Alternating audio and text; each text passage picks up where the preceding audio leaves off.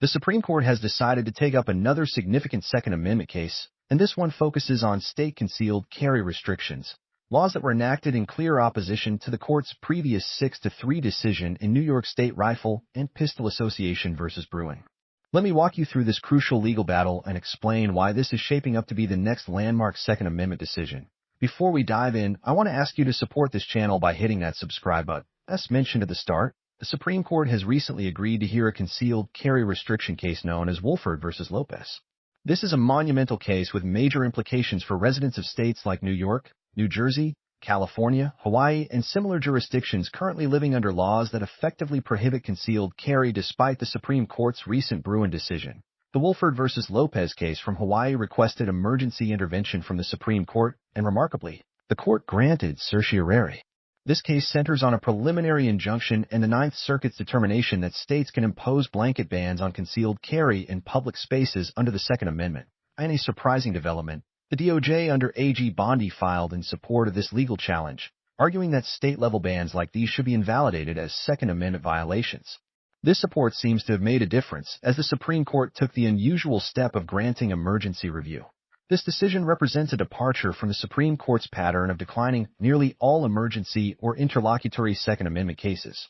The court has now scheduled oral arguments for early next year on January 20th. This is encouraging news, and this case will be the next major Second Amendment ruling from the Supreme Court. For context, the Woolford case challenges Hawaii's new concealed carry regulations that were passed in direct contradiction to the court's Bruin ruling.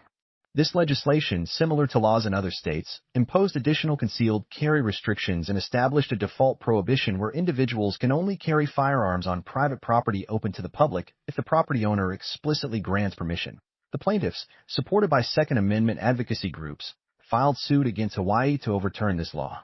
Upon initial review, the lower court issued a temporary restraining order, TRO, which was subsequently converted into a preliminary injunction, both mechanisms designed to temporarily suspend enforcement of the law. Hawaii appealed to the Ninth Circuit Court of Appeals, where their case was heard alongside California's similar carry ban. The Ninth Circuit upheld Hawaii's blanket property ban and overturned the district court's injunction.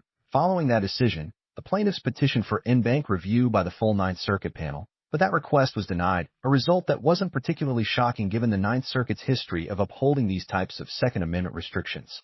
This series of setbacks led the plaintiffs to seek emergency Supreme Court intervention. This case faced significant obstacles in obtaining Supreme Court review because it remains at the preliminary injunction stage, meaning the case hasn't reached a final decision on the merits.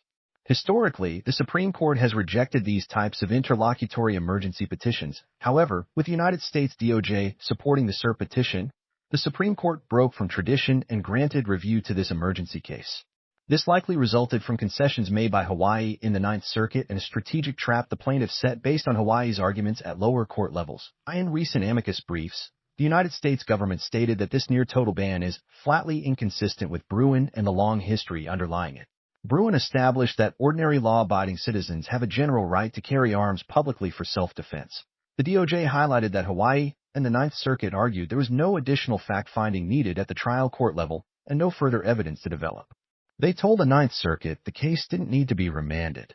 The Trump DOJ pointed this out when seeking Supreme Court review because Hawaii was simultaneously trying to convince the Supreme Court to deny certiorari by arguing the case needed to be sent back to lower courts for further record development. This created an interesting contradiction that Hawaii couldn't escape because of their own arguments at the Ninth Circuit level. Ultimately, the Supreme Court rejected Hawaii's position and granted review. The Supreme Court specified that it granted certiorari on question 1 from the petition. So what is that question? The question is whether the Ninth Circuit erred in holding, in direct conflict with the Second Circuit, that Hawaii may presumptively ban licensed concealed carry permit holders from carrying handguns on private property open to the public, unless the property owner affirmatively gives express permission to the handgun carrier. This means the Supreme Court will directly examine these blanket property bans enacted in defiance of the Bruin decision. It's highly probable that this ruling will expand upon the Bruin holding, providing additional clarity on how Bruin should be implemented and how lower courts should conduct Second Amendment analysis moving forward. Since the Supreme Court granted review, several developments have occurred. First, motions have been filed to stay other pending concealed carry cases in lower courts until the Supreme Court rules in Woolford.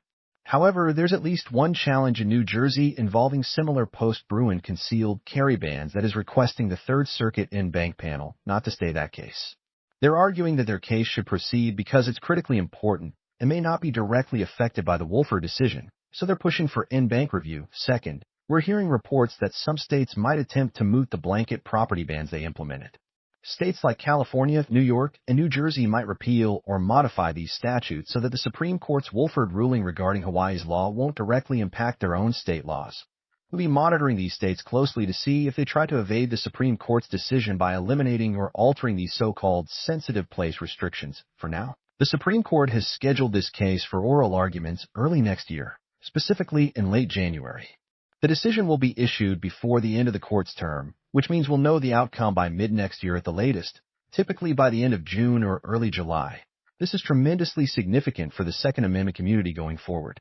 The Supreme Court will once again address a critical Second Amendment case concerning concealed carry restrictions, and we'll have to see how it unfolds. We're now waiting for both sides to submit their briefs to the Supreme Court, along with what will likely be numerous amicus briefs. As more information becomes available and the case progresses, I'll keep you updated. If you found this video valuable and want to support the channel, the best way to do that is to like, comment, and subscribe. All of these actions help drive the algorithm. Also, feel free to check out one of these 2 videos on your screen that YouTube's algorithms suggest you might find useful. As always, thank you so much for your support. And remember, this nation was founded by armed citizens, and this nation will be preserved by armed citizens.